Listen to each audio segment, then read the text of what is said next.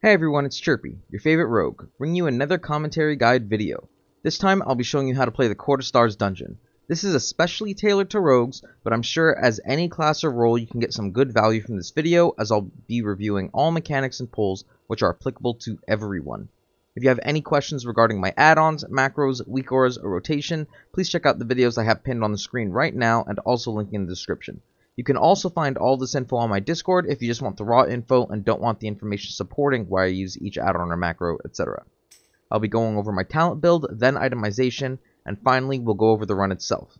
Now onto the talents. These are the talents that we used for the 24 Tyranical Court of Stars. Because it was Tyranical, I went into 2 count the odds instead of 1 count the odds heavy hitter. This is only because it was Tyranical. On fortified weeks, if you're not playing with 3 funnel classes, so rogue, enhancement, and any other funnel class, you would use heavy hitter and 1 count the odds to make sure packs die evenly. But because it's Tyranical, we need more boss damage. Count the odds, with having 2 points in it, is a 700 DPS increase for me on single target, although it is a 1000 DPS decrease on AoE. I'm not too worried about our AoE. Court of Stars isn't a heavy AoE dungeon, so this works just fine. On our class side talent tree, I went for Nimble Fingers because this is a DPS node. We use Feint and Crimson Vial quite a bit in this dungeon. We have Iron Stomach to make our potions and our Crimson Vial heal a little bit more. And I'm taking Cold Blood for a little bit of extra damage. For itemization, I'm using the Flaring Cowl on my helm. I'm using the Elemental Lariat with high verse, low crit gems. I have my Spark Bracers as well with versatility on them. Weapons, I'm using a Fist Weapon in my main hand with crit verse, and a Dagger in my offhand with crit verse. And we use a Dagger in our offhand to make use of the Fatal Flourish talent, which makes your offhand attacks have a 60% chance to generate 10 energy. So the faster attack swing that you have on your offhand, the higher chance of you generating more energy, which is a slight DPS increase. I'm using the Airnog ring to synergize with the helm, and I'm using a crit mastery ring as well. However, if I had a crit verse ring, I would be using that instead, but I do not have a crit verse ring, so this is what I use. For Court of Stars, I opt to use the Windscar Whetstone instead of Boon, because the pull counts in Court of Stars are pretty small. It's usually 3 to 4 targets, and this is on a 2-minute cooldown versus Boon on a 3-minute cooldown, so you get a lot more usage out of your Whetstone than you would on Boon in Court of Stars. I'm also using the Controlled Current Technique trinket as a passive trinket stat buff as well. For stats, I have 35% crit. I use Buzzing Runes that put me up to 38% crit. If you have 35-36% crit, you could use the Attack Power Stones if you want as well. I like to use the Buzzing Runes though. I have 5% haste, 31% mastery because of Whetstone, and 21% verse. When I use a file of tepid verse, that goes up to 25% verse. So as we approach this first mob, we are going to imprison him. If you don't have a Demon Hunter, you can just sap that mob to walk by it without getting combat of him. And then we're going to come into this first pull. I'm going to slow it down here because there's a lot of information. First, you need to watch the sentry to make sure he doesn't sound the alarm on the beacon. The second thing you need to watch out for is the construct. Make sure he doesn't do any charging stations. The charging stations, if they go off, will heal everybody, and that is not something that you want to do. I mean, it'll heal all the enemies, so very not ideal. The second ability the construct does is suppress. It can be dispelled if the kick is missed as long as your healer's paying attention, so that's something that you need to be careful for as well. Right here, we get that second sentry comes in and nobody sees it sounding the alarm, so we do end up getting the reinforcement, which is very, very bad. Ideally, on the construct, you want to be rotating kicks, but now we also have this reinforcement to deal with, and it does an ability called Subdue. Subdue will lock somebody down for 7 seconds, and they cannot move without getting dispelled. So it is very important that we're watching this reinforcement. You can see right there, I set it to my focus kick macro, so that way I can make sure that I'm locking down this target as much as possible so nobody gets messed up by this guy. Going into this Dox pull, there is a couple of things you need to watch out for. There are frontals from the guards called Quelling Strike, so you want to make sure you're positioning behind the targets. And then the other thing that you need to watch out for is the Arcanist. The Arcanist does 2 abilities that need to be kicked. They are Nightfall Orb and Seal Magic. It's very important you're using kicks on the Nightfall Orb specifically, because it will just recast if they are stunned or blinded or encapped ward or anything like that. So it is very important using Kick on Nightfall Orb. You can, however, use stun, blinds, encapped wards, knocks, anything like that on the seal magic, and it won't recast the seal magic. So we continue doing this pull, and you can see we just dragged the reinforcement into this pull. For most groups, if you're not coordinated, getting the reinforcement can mean a lot of danger. So it's very good to just try to prevent that as much as possible by just paying more attention to the sentries. But as you can see, we're doing a plus 24. This is all a very strong group, and we still missed the sentries. So it does happen sometimes, and we just were able to adapt to it and make it work. So after this pull, we go across the bridge to this other construct, and these mana worms. These mana worms explode on the floor after they're killed. So we need to watch for floor effects while also fighting these trees, because, you know, trees are the hardest part of World of Warcraft. And then we are also rotating kicks on the construct.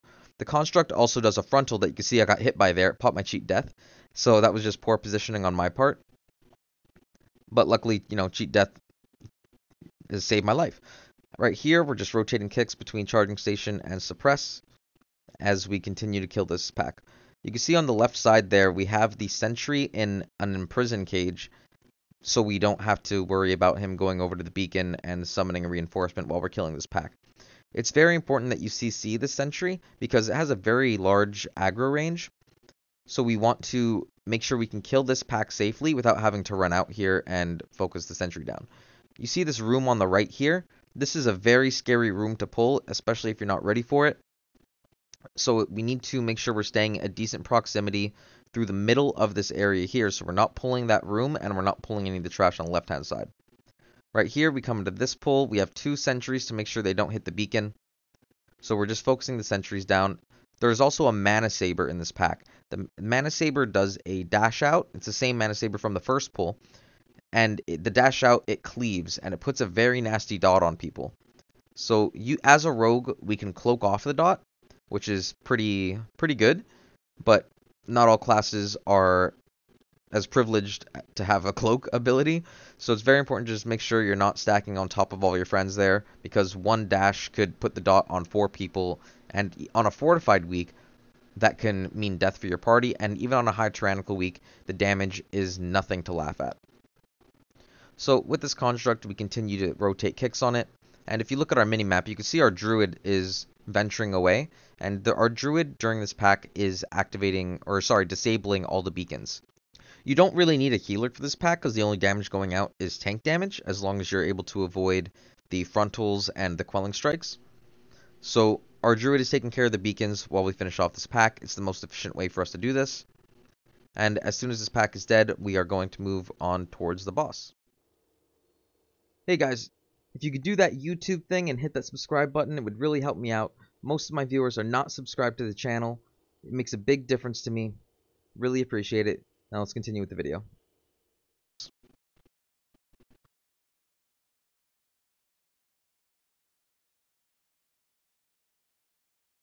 You also want to make sure you either have a rogue or an alchemist in your party to use the file that's in the middle of the room there. Basically, if you use the file, it makes the boss die at 25%, and if you don't use the file, you have to kill the boss the entire way. So on a high Tyranical week, that 25% effective health is even better as it just scales with key level, because on higher key levels, the bosses will have more health, and using that file that's in the middle there will make sure that you don't have to kill that last 25% of his HP pool. This boss has a couple of mechanics. He has the frontal and backle ability, so you have to make sure you're on his side here. It's called Resonating Slash. And he also puts out these giant rectangular purple things on the ground, and you want to just make sure you're not standing in those either. He does this other ability called Arcane Lockdown, and when you get it, you have a couple options as rogue. You can choose to cloak off the debuff, you can vanish it, or you can jump 3 times like everybody else has to. So that's the only real damage that anybody other than the tank should be taking is from that Arcane Lockdown. If you're a rogue and you're doing the door skip that is after this boss, you want to hold your vanish when he gets to around 40% HP. That way you have vanish up to do the door skip. Right here, we get a couple of shenanigans. Because we had 2 reinforcements go off, we get these extra adds in here, and it's not very ideal. Because when a beacon gets sounded, it makes it unable for you to activate. So this was a very, very scuffed boss fight, because we had these 2 things come in that now we have to watch and make sure that we kick both of them.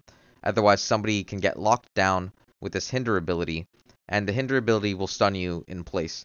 And you don't want to be stunned in place when you have all these frontals coming out, these rectangular beams coming out. But this is just showing you that even if you make a mistake in this dungeon, you can still recover it if you're able to adapt to the situation as it comes. So we adapted, we overcame, we persevered, we killed the 2 adds. We only lost 1 other member during this fight, unfortunately, but it didn't cost us the run, so everything is okay.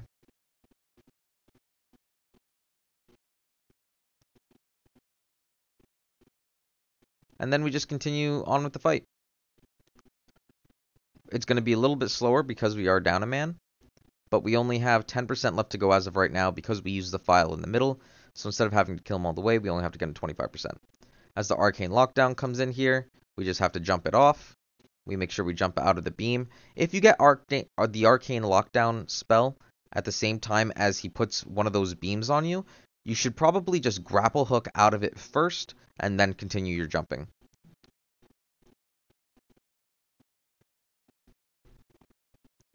So we finished the boss fight and we are moving on now.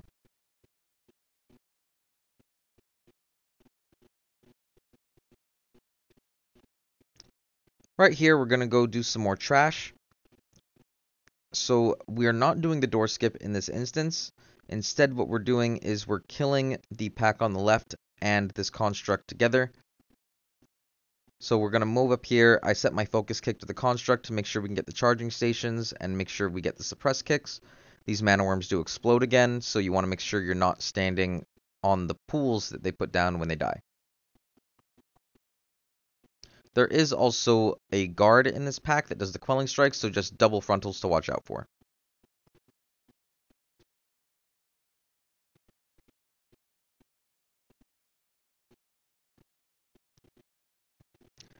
We're going to speed the clip back up here because there's not much of anything really going on here.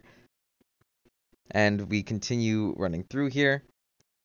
It is a little bit of a time save if you have one person do the skip and then the rest of the group go back and clear some more trash. And basically, by walking through this door right here, it opens up the other side. But we opt to not do that, and we opt to just hold W instead through this dungeon, which is also fine. This Inquisitor does 2 abilities you need to watch out for, the Searing Glare and the Eye Storm. Eye Storm needs to be stunned, and the Glare can just be kicked. We go into this pack, and we want to make sure that we're rotating our AoE cooldowns on the imps to make sure that they don't do any casts whatsoever. If they get a single cast off, it can mean somebody's death. On all the enforcers, they do a fell detonation ability. It does a lot of damage, but you can line of sight it around any of these edges here, or you can use your cloak to mitigate all the damage. For the first fell detonation that goes off, I opt to use my cloak to be able to maintain uptime on the target, but for the rest of them, I line of sight. Every time you kill an enforcer, you're going to get one of the mini bosses over here to spawn. And we can actually, if you saw, I stayed in the whirling blades there, and that was with using evasion. So you can use evasion to dodge the damage from that. You could also live it if you use your feint, but it's not really worth standing in there and using feint. You should just move out if you're not using evasion. It's not worth taking the damage. Your healer can do more damage in their globals than you get from using one extra global. And then they have to heal you up. It's not a good time. So we move on to this imp pack, and we do it with the Inquisitor again. And we're just rotating our AoE cooldowns on it. So we start with Silent Sigil to make sure that none of the imps cast anything. If you're playing with the DK, they can use Blinding Sleet. If you're playing with the Warrior, they can use Aftershock. They can use Shockwave or Intimidating Shout. You want to rotate your cooldowns on it. If you use every cooldown that you have at once, you're going to have a bad time because chances are the imps are going to get a cast off and someone's just going to get insta-gibbed. And here we're just killing another enforcer to get another mini-boss to spawn.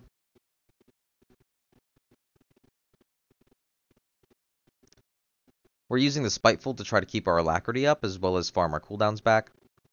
And then we are going on to this mini-boss. This mini-boss does two abilities. One is Impending Doom, which puts a nasty dot on somebody.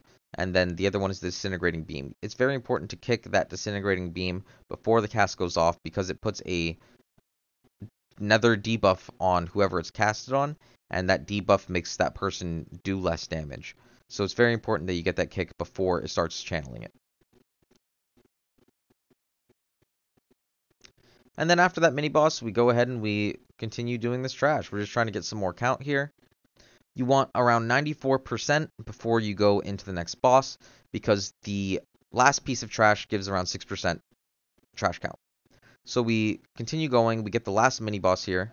And the things you need to watch out for this boss, or for this mini-boss, are the Shockwave ability, which puts out a frontal cone that stuns you if you get hit, as well as does a massive load of damage. And the second ability is the leap. You don't want to be in the giant swirly that he does when he leaps. It'll knock you back, do a massive amount of damage as well. The Shockwave can also be a little bit buggy. He's been known to turn 90 degrees or even 180 degrees halfway through a Shockwave cast for no reason whatsoever. I have a pretty funny clip of that on my Twitch where he does it to me. So go ahead and check that out on my Twitch clips, where you can see him just turn completely around and just shockwave me and then go back like nothing's happening. On this boss, you want to do a couple of things. You want to kick the only cast that she does right there, the Writhing Soul or Withering Soul, I forget what it's called. And then you want to stack for the Imp cast that she does. If you all stack when the Imp cast comes out, then the Imps get put all together. It makes it a lot easier to kill them and mow them down. And again, you want to be rotating your AoE stops on these Imps to make sure that nobody dies. Unfortunately, we lose our healer there. I think he walked into one of the fires which the Imps produce, and that's not what you want to do. It does a massive amount of damage, knocks you back, not a good time. And here we are again, we're just focusing our damage on this boss. We're trying to make sure that we get through this safely. We get darkness down to prevent some of the AoE damage that goes out. As this fight goes on, it gets progressively harder to heal, so it's important to save your defensives as long as you can here. I could have also used Cloak to help mitigate some more of the damage, but I decided to hold just in case I saw something happen. I used Cloak right at the end because I took a big tick, and that was it. So then we go on to this RP section. You need to talk to all these little yellow circles you see on the map, and they give you clues for who the imposter is among all of the people in here. With the Demon Hunter, once you get all 5 clues, they can use Spectral Sight and see instantly who the imposter is. If you're playing with a Paladin, they have a Transmog shield that they can use that glows whenever they're near the pack that has the imposter. So those are just 2 little things. Otherwise, I recommend using Little Wigs, and it puts up all the clues on the screen as you get them, and then you just go around and look for who matches all the clues. This mob isn't too bad. If you played Season 4 of Shadowlands, this is pretty much exactly like Zolgamax was. He does a Shadow Bolt Volley, which does group damage to everybody. And then he also summons a Hypnosis Spat that you need to use a stop on, so either you're stunned or you're blind, or have somebody else use Incap Roar, Fear, anything like that on the bats. And if you don't get the stop, then it completely mind controls whoever it was casting on, and they'll most likely die. And here we're just farming the bat for a little bit more cooldown on our Adrenaline Rush, trying to get it back up. After you kill him, you pick up a set of keys that he drops, and you can come to the last boss. This last boss got nerfed pretty hard, so it's not too bad now. You want to have one person in range bait the charges out into the same exact position. So you'll see here he does a Piercing Gale ability that connects his clone to himself. So if they're all stacked on top of each other, it makes the floor a lot cleaner, and you only have to deal with beams in one direction. We get a little bit separated there, so we have beams in 2 different areas, but ideally what you want to do is stack them on top of each other. Then he does the Slicing Maelstrom ability. You can mitigate some of the damage by not being directly on top of him. You can also mitigate by using Evasion and avoid all damage, or you can mitigate by using your Feint ability, and that will keep you safe throughout it as well. You could also use your Vial to help heal up through the Slicing Maelstrom as well. So we're just dodging the lines while we're focusing on killing this boss. We're continuing our single target rotation, trying to maintain as high uptime on the boss as possible while he charges. And here we are threading the needle in between these beams.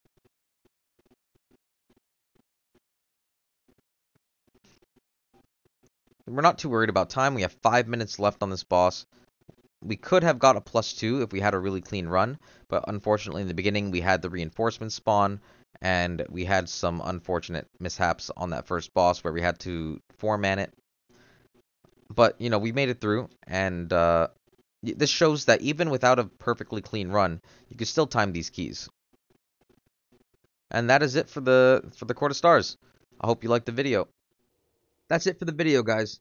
If you liked it, be sure to like, subscribe, and even check out the stream at twitch.tv/chirpytv. I stream almost every day, M+ content, raid content. I answer all questions on stream. And be sure to join the Discord too, because if I'm not streaming, I will answer questions in the Discord channel as well. Let's try to grow this community and make it the fastest growing rogue community in WoW.